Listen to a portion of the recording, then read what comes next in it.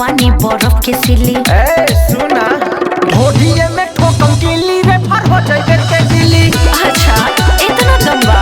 हां हो ढोढिए में ठोकम किली रे फर हो जाए के दिली। अरे बहुत देखनी तारा जैसन हमरो के देख ले।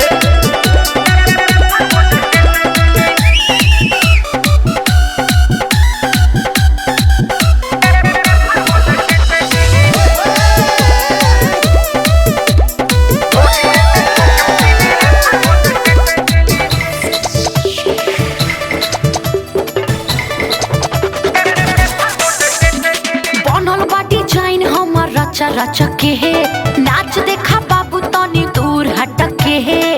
आरा बोलिया छपरा पीछे पड़ल बाटे पटना।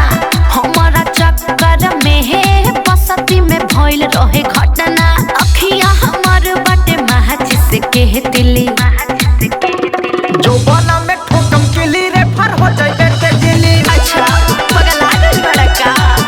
और ये लहंगा में ठोकम किली रे फर हो जाए के दिली। इतना तुम बा? अरे जा अरे ठोक के जाए।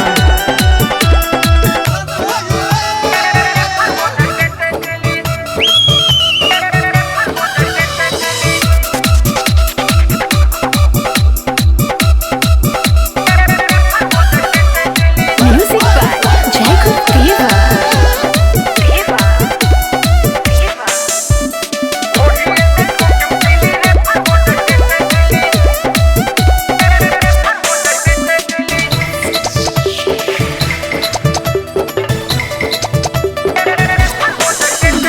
हमारो जवानी बड़ डेंजर हो जाए बबुआ सरेंडर हो।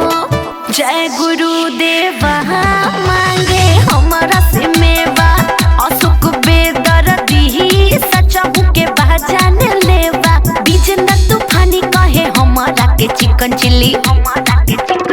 ढोढिए में ठोकम किली रे फर हो जाए के दिली। ना सुधरवा का?